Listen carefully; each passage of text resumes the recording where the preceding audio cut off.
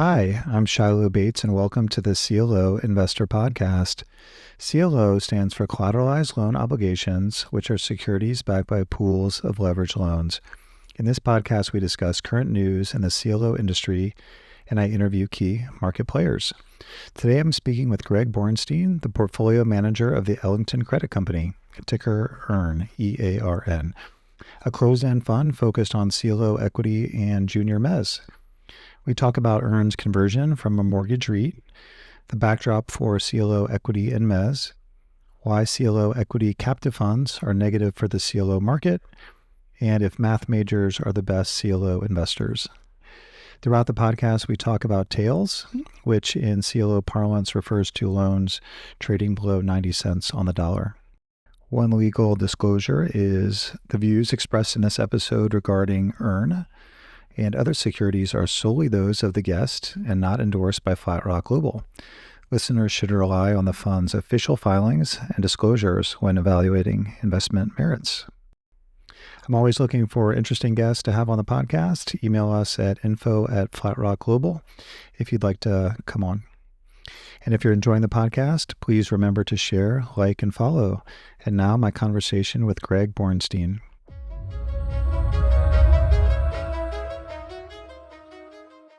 Greg, thanks for coming on the podcast. Nice to see you, Shiloh. Happy to be here. Why don't we start off with your background and how you ended up being a portfolio manager at Ellington?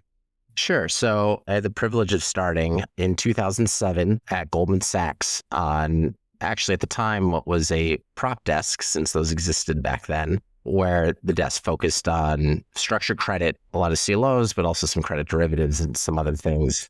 I then moved over as that came to a conclusion in 2010, spent a few years on the secondary trading desk there at Goldman until I moved over to Ellington in 2012 to start the secondary CLO trading business here. And since then, it's grown into a bit more of an expanded role, but that has been my path to this point.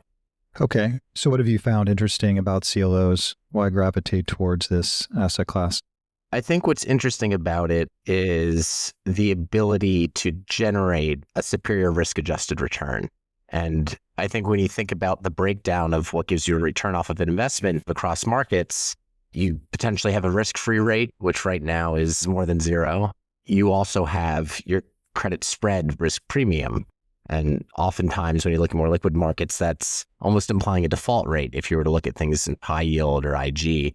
There's also an illiquidity premium that comes on top of products. It's usually warranted to some degree, but often a little harder to define. I think overall, when you take a look at the risk-adjusted return you get in CLOs for a product that still does transact to some degree, I think overall it generates a lot of opportunity to really add alpha above what would otherwise be credit beta within the product. Okay. So there's a number of these closed-end CLO funds out there. I mean, why don't you give us the history of your fund and maybe how you see yourself as differentiated in the space?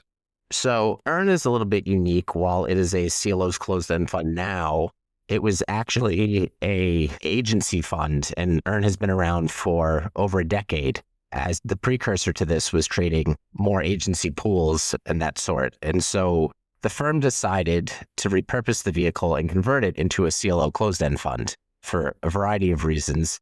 But we do have a larger REIT, EFC, which does traffic in a lot of the mortgage products. It does do some CLOs as well.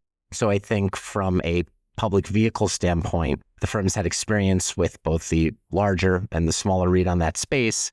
And a lot of our investors in the public vehicles were used to and comfortable with us investing in CLOs through the years. So a natural transition to take EARN and convert it solely into a CLO vehicle seemed like a nice complement to some of the other things going on at the firm.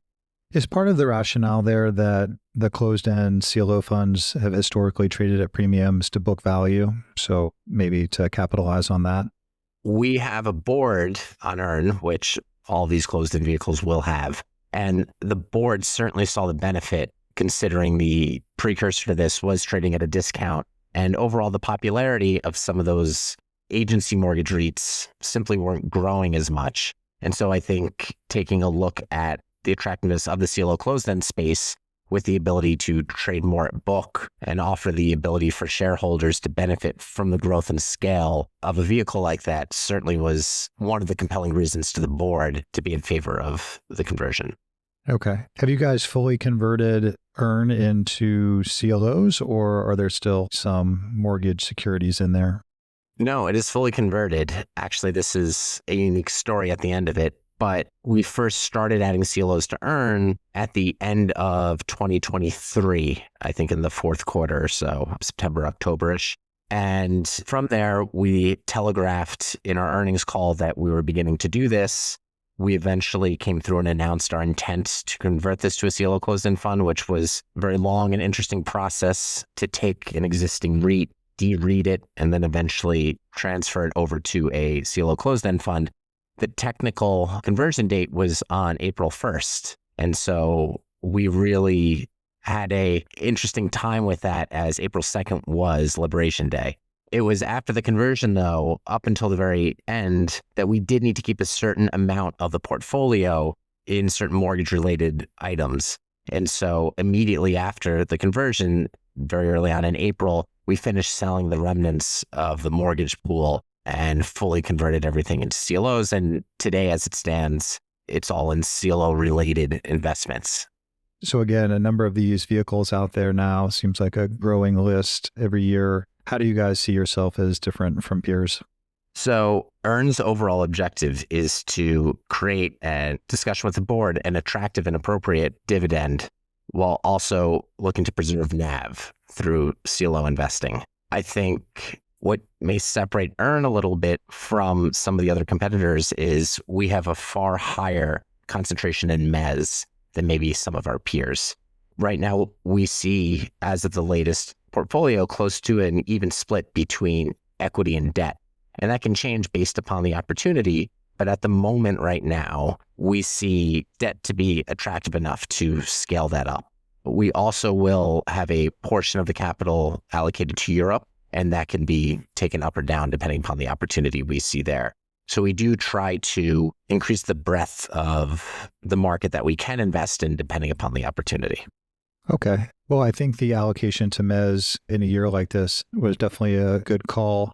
So starting with CLO equity, I think it's been a pretty tough year. How do you see the performance of the asset class so far this year? I think it's been certainly a up and down year for CLO equity. One thing I would add too that does differentiate the vehicle a little bit is, and this relates to how we use mezz, is that EARN does have credit hedges involved in the vehicle. And a lot of this is around some financing we'll use with mezz securities, but that's just another thing to add on to the way it might be a little bit different than some of our competitors. But we can talk about that. Yeah, I would love to hear. I saw that in some of your materials. How does your hedging specific, your like short specific credits that would be in CLOs, or you're short the mezz in some cases, or? Sure. So the hedges are involved mainly because we'll use financing on some of the mezz. We can look at an equity investment. I think a lot of folks in the space will look at the overall total return of what CLO equity could give you. And you're structurally levered when you're in CLO equity. Coming up into mezz, you'll have some subordination. It's not always the case that the overall yield or the overall distribution might be what you want for a CLO closed-end fund, but providing some financing, but then pairing that with protection should you be using financing and need margin. And so it's less local at the money hedges. We're not using single name credits. It's actually very hard to pair up what's generally first loss tail credits in CLOs to necessarily having liquid shortable CDS positions or something of the sort where you can track that. So it's generally an index form. There's a variety of ways, be it options, index tranches, maybe shorter dated index positions. A lot of these you'll see in the public portfolio of EARN, but we think that these provide convexity in the event of a drawdown in regards to managing what would be the overall return profile to help improve the Sharpe of the portfolio, as well as address any liquidity needs should there be a severe drawdown and the financing potentially is called in the other direction. So it helps solve for both of those. Is that like the equity equivalent of buying out of the money puts? It's a way to think about it for sure. And there's a cost to this. Is the cost outweighed by what you're getting on the financing side with some of the mezz? And so a portion of the portfolio we think is a nice balance to just being long the CLO equity outright. Great. So then in terms of CLO equity performance, my view is it's been a pretty tough year. How do you see the factors that are driving the market there today? So completely agree. I think when you look at what happened in the market, it reminds me a lot of 2019. You have in general good markets, equity markets have rallied, most credit markets have performed well, but you have a tail. You've had increased dispersion. You take a look, there's a lot of winners and losers. We've had elevated rates for a little while, and some of the interest coverage pressures have pushed on a portion of the loan market. Tariffs have obviously caused a high degree of volatility and uncertainty. But if you look at this across other credit markets, it's been the same story elsewhere.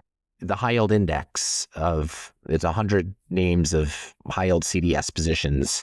If you take a look at it, the bottom 10%, the 10 widest names are now accounting for, call it roughly 35 to 40% of the spread, which historically is comfortably above averages. If you've taken a look at in high yield index tranches, for example, which you can tranche out the high yield index to senior mezz equity, the 0 to 15, which is the equity portion of this, has been a large underperformer. And so you've seen tails in a lot of areas of credit vastly underperform. So in CLO equity, we know some of the single name stories, some of these tail names, LMEs, those things have hurt. And on the other side of it, a lot of quality loans, we see a lot of points through the year, the vast majority of the portfolio trading at or above par. And so the prepayment risk and spread compression you get on the other end of the equation has been a double whammy for equity. And overall, it just hasn't produced, as you know, the type of total return that equity investors would have expected, especially beta adjusted for this type of year. It's not like everything has struggled this year.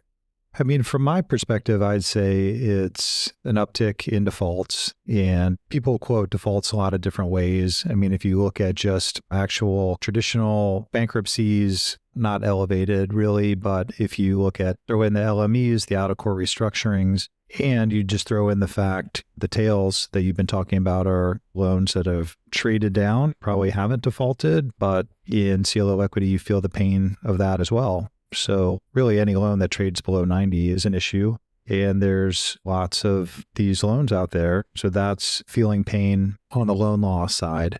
And then all the other loans that aren't in the tail are performing well. And they're going back to their lenders and asking for lower spreads, and they're getting them. And so I kind of view this year as really the potential for a lot of upside in doing refinancing and resets. And the upside's there, but actually it's being offset to a large extent by just the spread compression you're losing on the assets. So the loans can reprice in a lot of cases in 6 months, whereas CLO securities, there's a 2-year non-call period. And so the spread or the natural profitability of these things of CLOs is diminished as a result. And then the third factor, I love your opinion on this, but I mean, I think CLO equity just trades wide in general. So it's not like across other credit markets, everybody's willing to accept lower future returns. And in CLO equity, I think the market trades wide. I definitely agree with your point around a couple things there. It isn't just defaults coming through. There actually hasn't been an uptick in defaults this year necessarily, which if you listen to everything around first brands, you would think that we're entering the heightened default period. But overall, it's not so different than last year.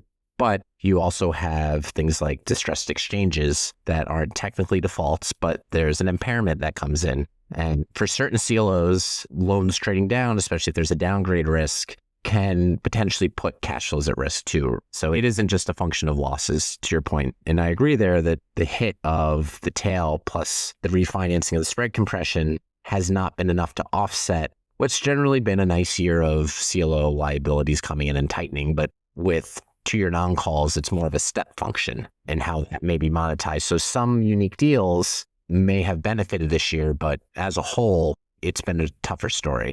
To answer your question, though, to get back to the point around is CLO equity trading wide, It seems like over time, it's gone from some investors who maybe look at this as an overall yield to looking at how it cash flows, because the market has more and more leaned into valuing these options in regards to being able to reset, refi, liquidate. They don't, while on a yield table, if you look at these run to maturity, oftentimes that's not the end result. So from a cash flowing perspective, I think there's an argument from a lot of investors that it's still a very robust cash flow. In fact, in 2022, I thought that CLO's equity held in relatively well for the right, good quality, cleaner managers, because while yields moved up just on rates moving, overall CLO equity didn't seem to sell off in the same way, because I think you had a lot of investors in that space simply looking to capture the cash flow profile. So maybe the view of it was coming in a little different. And so what makes it such an interesting product is so many investors are looking to take different things from it, be it an overall yield objective or a cash flow objective. And when you relate it back to something like EARN or the closed-end fund space, while there is a total return concept, there's clearly a focus from the retail space that looks at it on dividends. So the part of your profile that's in mezz, can I assume that mezz is primarily just a par market and the only issues really in mezz are just getting refied or reset at tighter spreads? Is that how you'd see it? Well, a lot of mezz is at par, a lot more than there used to be. I think that mezz can be interesting. This has been a side, but if you go back to 1.0 days, most pieces of regular way CLO mezz did just fine. CLO equity did great. So by definition, there were very few issues in CLO BBs. In fact, I think you've in the past been a big proponent of what the overall credit quality of BBs themselves are compared to other areas of BBs and corporates. And we couldn't agree more with what's historically been just a very solid quality product with CLO BBs fundamentally. You have seen an uptick, though, in some of these deals that maybe have been reset a couple times, where the tail hasn't necessarily been able to be cleaned up, and you're going to have some BBs that take impairments. And so there is a portion of the mezz market that, for all intents and purposes, is behaving like equity. It is first loss is at the money. It's 10 points of NAV up or down. It'll be felt by the BBs as opposed to a healthier deal where it's felt by the equity.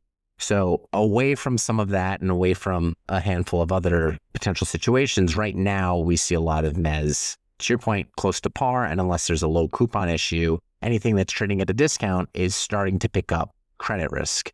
And in fact, I think that's been an interesting story this year, especially around some of the noise with first brands and some of the other potential credit tail issues. Some BBs have come off in coverage. And you can see it through the reset market when CLOs come back to get a new life and extend themselves out. BB holders have become a little more discerning around differentiating where perhaps a tail has formed in some of these pools and are just looking to be compensated a little bit more to underwrite that BB risk there. Okay. So by my math, it's a 25 basis point default rate for the asset class over 30 years, but talking about BBs.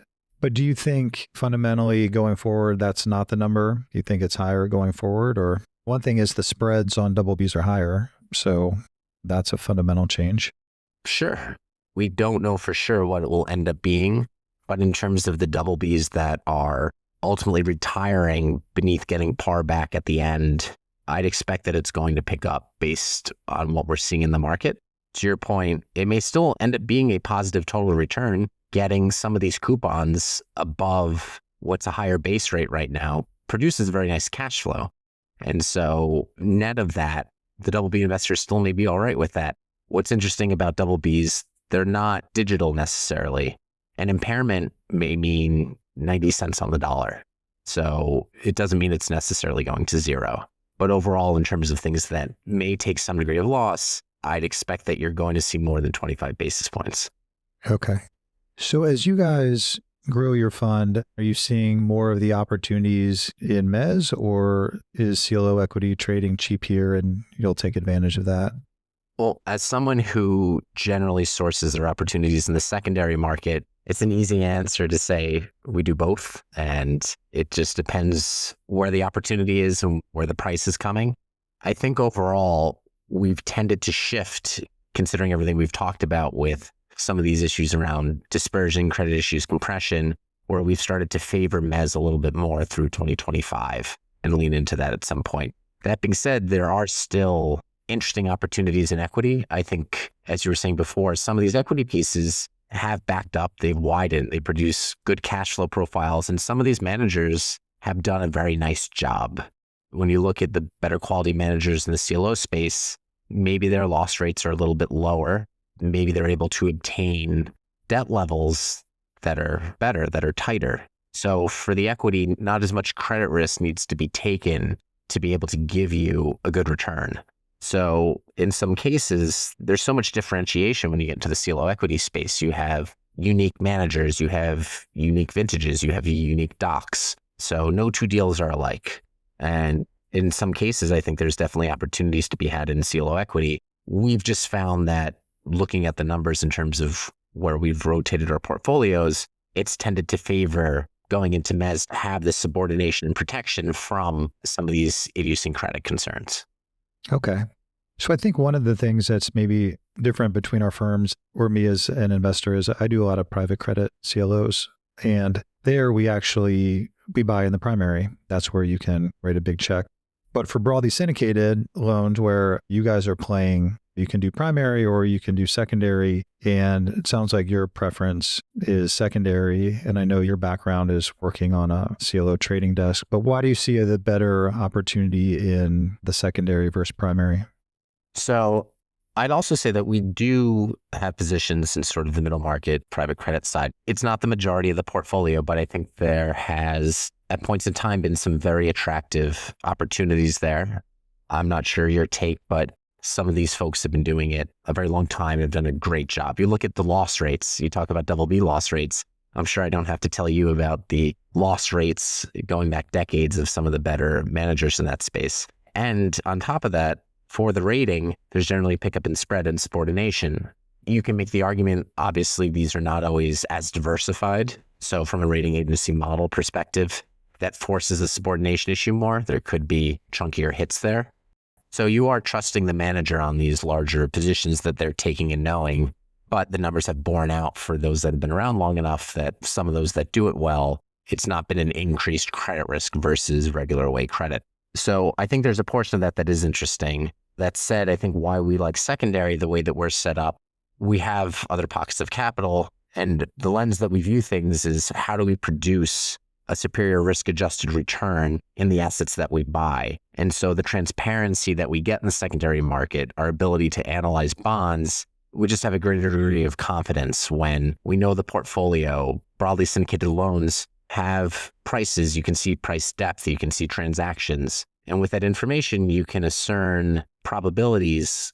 As you know, in this market, a loan priced at par is a different risk than a loan priced at 70. And right now, a loan priced in the low 90s maybe isn't something that comes without risk. And we're able to discern and quantify that. Sometimes at new issue, you don't have all the information around how a model portfolio may translate. And you don't always have the same opportunity in terms of dislocation in a primary market versus what can happen in secondary. And so with a background a little bit more in trading, that tends to be our preference. But that said, there's times we certainly come in. Sometimes access can only come through the primary market for some of these fundamentally strong positions. And it comes on a deal by deal and market by market basis. So what about for broadly syndicated equity? Would you ever buy that in the primary today, or does secondary trade at much more favorable levels? We've done primary equity, and at points in time, it's been attractive. I think at periods last year and into early this year, if you take a look at EARN's portfolio, you can see that we entered into several primary transactions. I think it's been tougher this year. I think right now, just creating the ARB through primary debt levels and then ramping a portfolio, I think that's been a pretty big concern. Having a cross-bid offer to source however large the portfolio is of loans, I think has really eaten into what the end economics are. You can talk about if there's other levers to pull, be it with the warehouse or things you can work on with the bank or the manager to try to get economics to a place that makes sense. But oftentimes, I think we found that we felt more comfortable coming into a deal that's already done and traded and priced and not being dependent on a model translating to the investment as something that's maybe already in existence that we have more assurance on. Okay. My view there is PSL and the primary, very tough. Like how we would model it, I don't know, maybe it's 11%, 12% opportunity, whereas in the secondary, I think it's 3% higher. It's really different. I was, well, maybe not surprised, but I think a lot of the primary issuance is being driven today by the risk retention funds. They're always going to print deals, but we've definitely seen the better opportunity in the secondary. To your point, the primary market equity hasn't always been a market clearing level. So some of these may be retained. To your point, a lot of places don't have to sell. It's not like all of this equity is going to third party necessarily. That said, primary equity, you can make the argument, could be tighter to some degree if you're sourcing a much cleaner portfolio versus something in secondary that's already began to have some amount of credit problems in the tail. I mean, listen, deals will have hundreds of loans. It's expected that there's going to be some degree of losses through the years.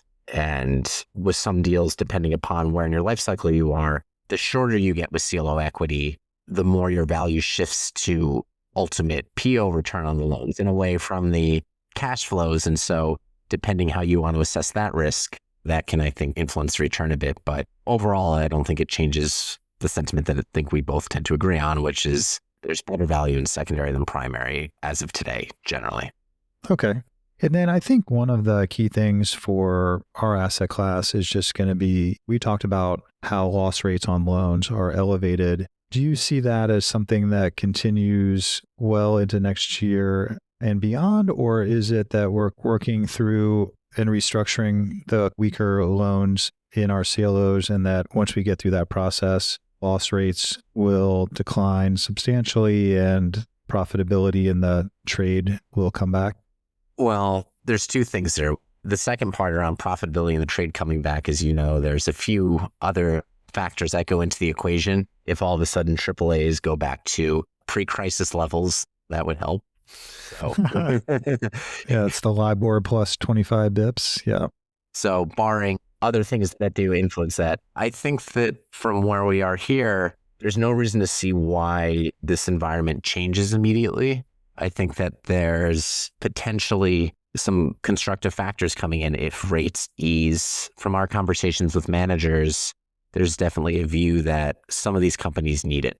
While it doesn't seem like interest coverage ratios are overall stressed, companies would rather pay less debt than more. So I think that having that come off, I think would be helpful, but I think it's going to take a second to do that. Also, what we've heard, taking a look at the post-COVID period of some of the debt that got issued immediately following, not all of that was written with great terms for lenders. And some of these are causing problems now, and it may still take a little bit of time to maybe work through what potentially could be a tail. And the other thing we haven't addressed, and I'm not going to claim I'm an expert on this, but everyone's obviously been very engaged around how AI is going to affect things. I think a world of what's that going to do, what's happening with tariffs, just the more the landscape changes, the more winners and losers are produced. That could come into CLOs.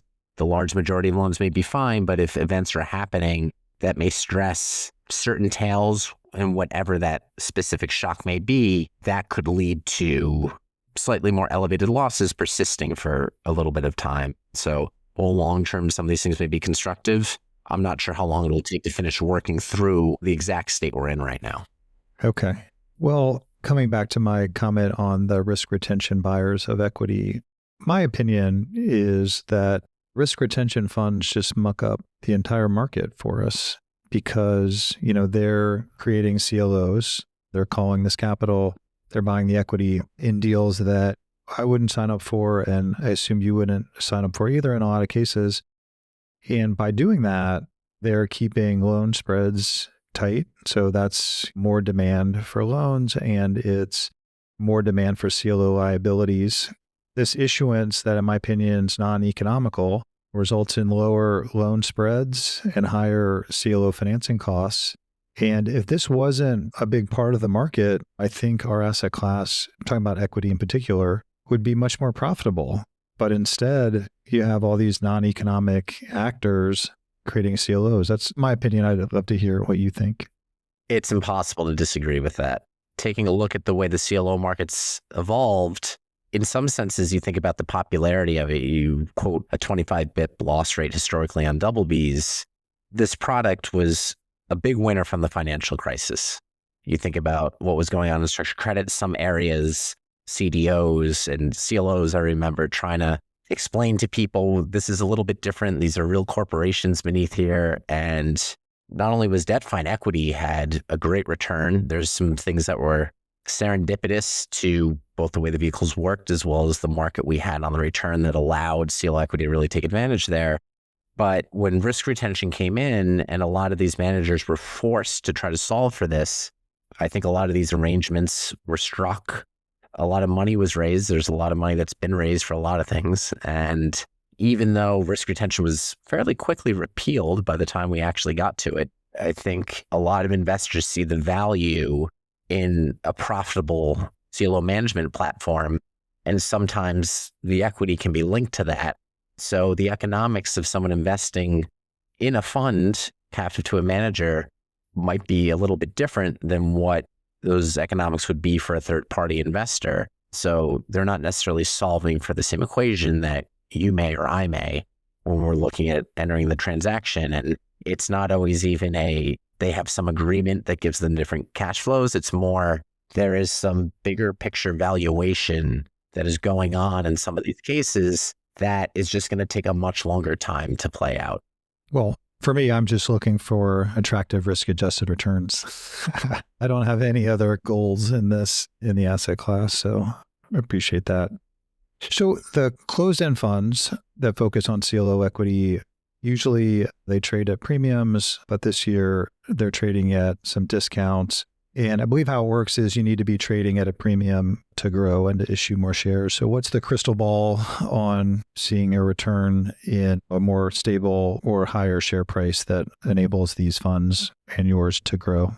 So they, for long periods of time, have been at premiums. Taking a look at what's happened this year, there's been a lot of volatility in credit. Liberation Day was the first thing to knock things back a little bit.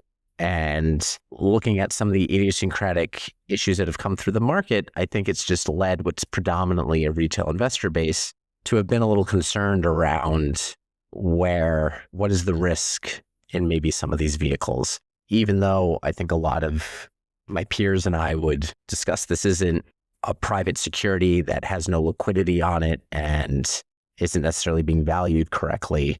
These are CUSIPs that trade. A lot of times you have comps on them, especially if you're a more active trader in the market, that you can get your head around that valuation and have accuracy there.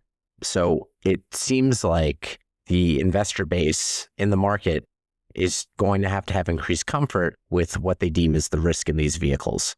I don't know if there's potentially some relationship to after BDCs got hurt with some of the reasons that those had sold off and relating some of those issues over here. It's not the same product, but it's possible other areas of credit that may seem analogous could have felt some of those effects. And so I think that settling down and the confidence to come back there and maybe seeing some good performance would help. I think it's unfair, though, to simply deem it's a baby getting thrown out with the bathwater type issue when the first thing we addressed early on here was it's been a tough year for CLO equity, which is generally what this asset class is very exposed to, the closed-end funds, I should say.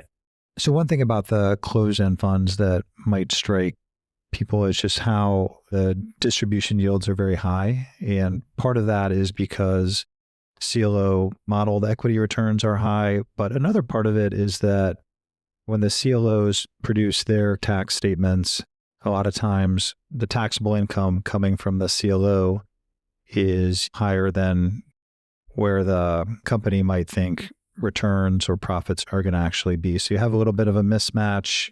A lot of times you have higher taxable income from the CLOs than GAAP. Those are the specific terms. So how do you guys think about that mismatch? It is definitely something that's very topical and we spend a lot of time on. It's something that our board has been very focused on. Having, once again, a large REIT, having EARN in its prior form, look at some of these issues. the idea that you end up distributing out a bit of income to the point that your principal will need to drop to support that. As CLO equity buyers, this is the nature of the product a little bit. We know that if we buy something at, you were quoting a 12% yield earlier, the annual dividend in terms of cash on cash is generally going to be higher than what we see as the yield because the NAV is just going to drop in time. There's some degree of NAV erosion. So it's a large focus of ours. As you know, being an equity investor, your distributions, the cash on cash distributions will tend to be higher than I think what the yield you get is. And that can lead to distributions that are maybe outsized versus total return and are paired with what is a slight principal decline over time. And so sometimes what you see in these vehicles is a dividend being paid out, but NAV slightly drop over time.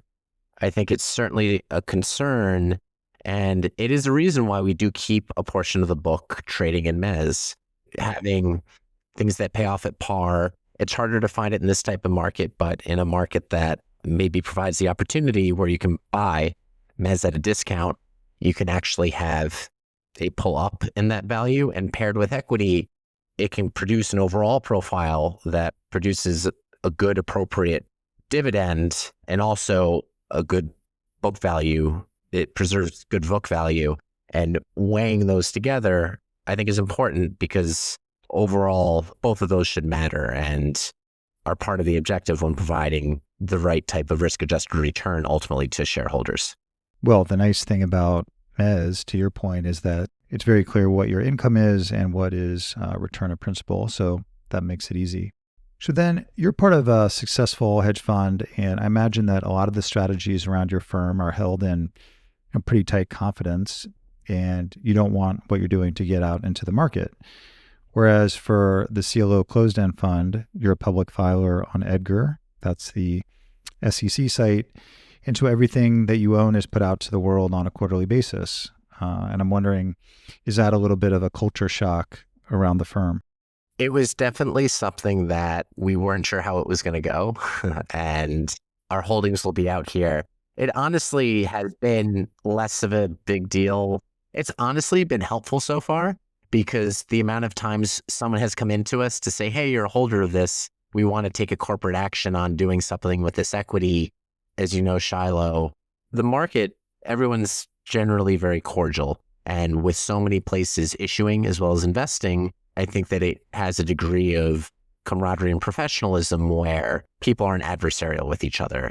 And the strategy we employ for this vehicle in particular, it's similar to the rest of our strategies in that, once again, whether we're buying something into earn, whether it's in a fund that maybe hedges and protects its downside explicitly, maybe it's in an SMA that's looking to do something else, it still doesn't change the approach we take in terms of trying to justify that each line item in the portfolio is truly adding alpha above its sort of liquid replacement.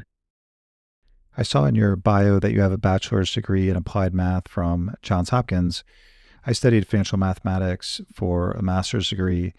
I'm curious if you think that CLOs are very quantitative because there's a lot of data out there, or is it that actually the math that we do is pretty simple and straightforward?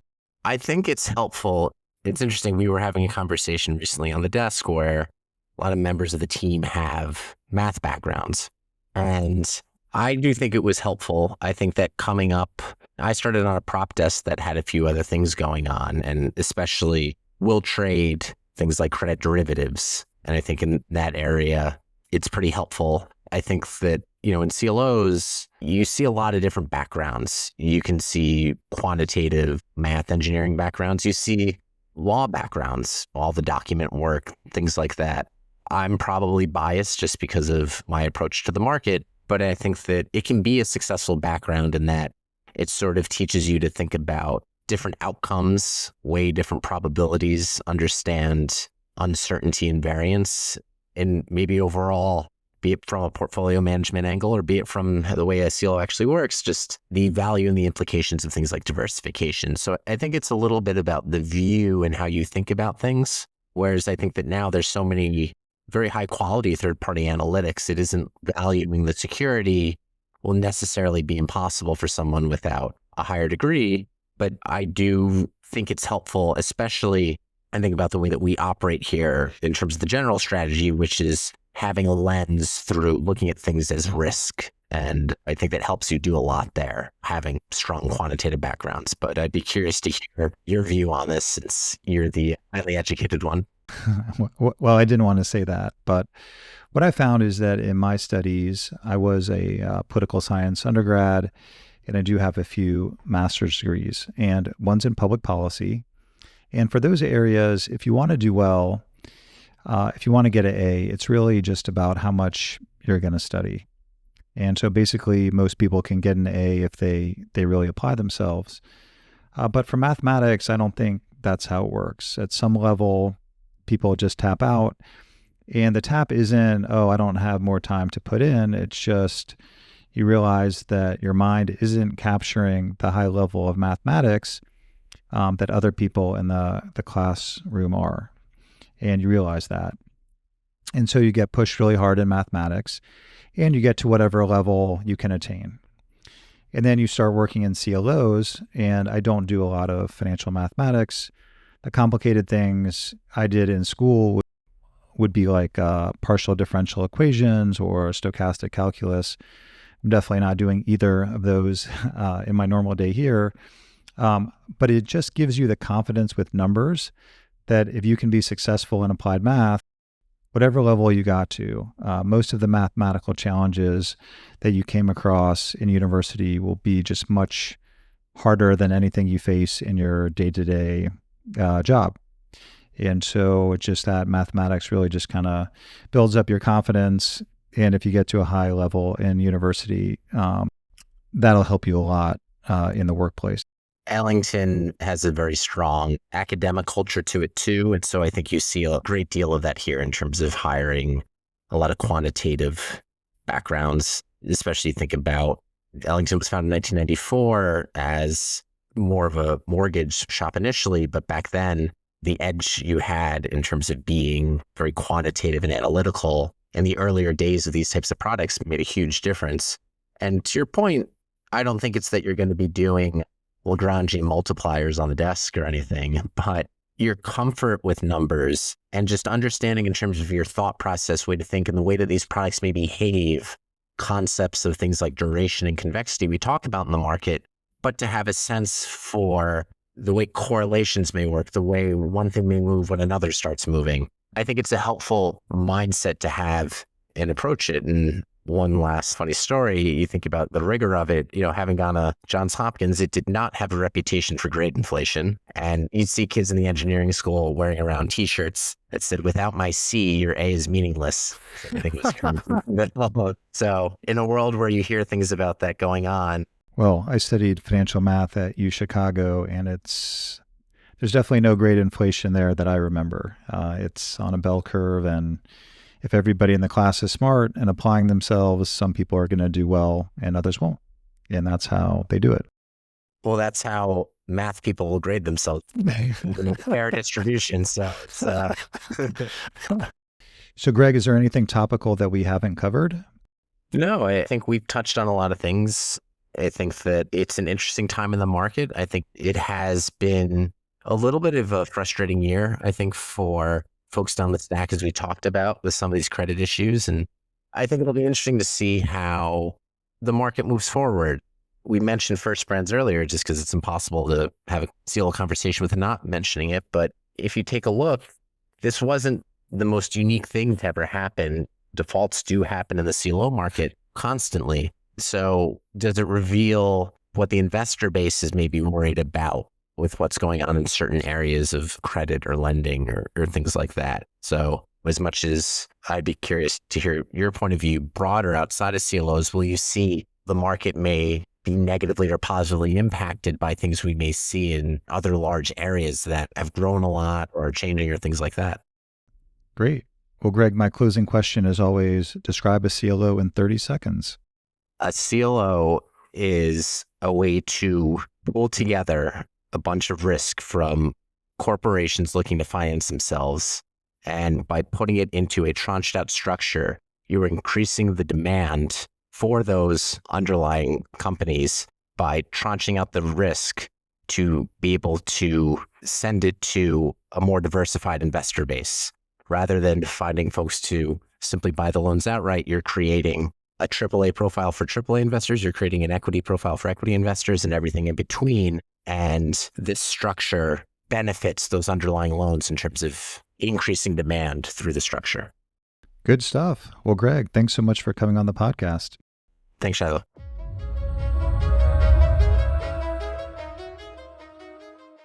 The content here is for informational purposes only and should not be taken as legal, business, tax, or investment advice, or be used to evaluate any investment or security. This podcast is not directed at any investment or potential investors in any Flatrock Global Fund. Definition section. Payment in kind or PIK refers to a type of loan or financial instrument where interest or dividends are paid in a form other than cash, such as additional debt or equity, rather than in cash. A covenant refers to a legally binding promise or lender protection written into a loan agreement. Secured overnight financing rate. SOFR is a broad measure of the cost of borrowing cash overnight, collateralized by Treasury securities. The global financial crisis, GFC, was a period of extreme stress in the global financial markets and banking systems between mid-2007 and early 2009. Credit ratings are opinions about credit risk for long-term issues or instruments. The ratings lie in a spectrum ranging from the highest credit quality on one end to default or junk on the other. A AAA is the highest credit quality, a C or a D, depending on the agency. The rating is the lowest or junk quality. Leveraged loans are corporate loans to companies that are not rated investment grade. Broadly syndicated loans are underwritten by banks, rated by nationally recognized statistical ratings organizations, and often traded among market participants.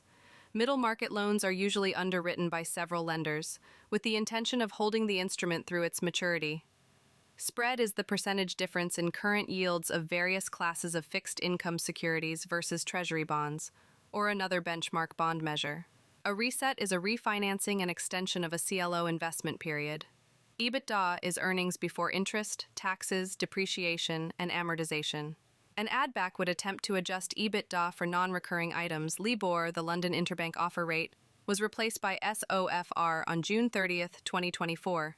Delever means reducing the amount of debt financing.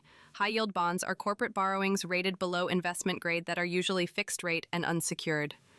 Default refers to missing a contractual interest or principal payment.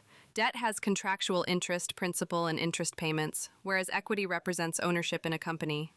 Senior secured corporate loans are borrowings from a company that are backed by collateral. Junior debt ranks behind senior secured debt in its payment priority. Collateral pool refers to the sum of collateral pledged to a lender to support its repayment. A non-call period refers to the time in which a debt instrument cannot be optionally repaid. A floating rate investment has an interest rate that varies with the underlying floating rate index. RMBS are residential mortgage-backed securities. Loan-to-value is a ratio that compares the loan amount to the enterprise value of a company. GLG is a firm that sets up calls between investors and industry experts. A risk retention fund is a third-party fund raised by CLO managers to comply with the CLO risk retention rules. The U.S. CLO risk retention rule was introduced in 2014 under the Dodd-Frank Wall Street Reform and Consumer Protection Act, requiring CLO managers to retain not less than 5% of the credit risk associated with each of their CLOs. In 2018, the U.S. risk retention requirement reversed for BSL CLO managers after being successfully challenged in court. LME stands for Liability Management Exercises, which are strategies often used by sponsors or select lenders to restructure debt obligations of distressed companies in order to avoid traditional default proceedings. Flatrock may invest in CLOs managed by podcast guests.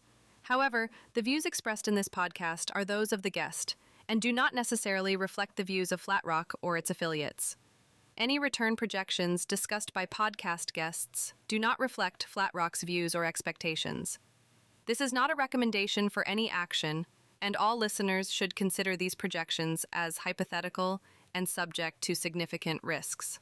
References to interest rate moves are based on Bloomberg data. Any mentions of specific companies are for reference purposes only and are not meant to describe the investment merits of, or potential, or actual portfolio changes related to securities of those companies unless otherwise noted. All discussions are based on U.S. markets and U.S. monetary and fiscal policies. Market forecasts and projections are based on current market conditions and are subject to change without notice. Projections should not be considered a guarantee. The views and opinions expressed by the Flatrock Global speaker are those of the speaker as of the date of the broadcast, and do not necessarily represent the view of the firm as a whole. Any such views are subject to change at any time based upon market or other conditions, and Flatrock Global disclaims any responsibility to update such views. This material is not intended to be relied upon as a forecast, research, or investment advice. It is not a recommendation, offer, or solicitation to buy or sell any securities or to adopt any investment strategy.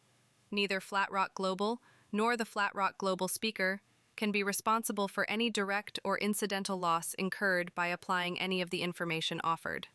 None of the information provided should be regarded as a suggestion to engage in or refrain from any investment-related course of action, as neither Flatrock Global nor its affiliates are undertaking to provide impartial investment advice.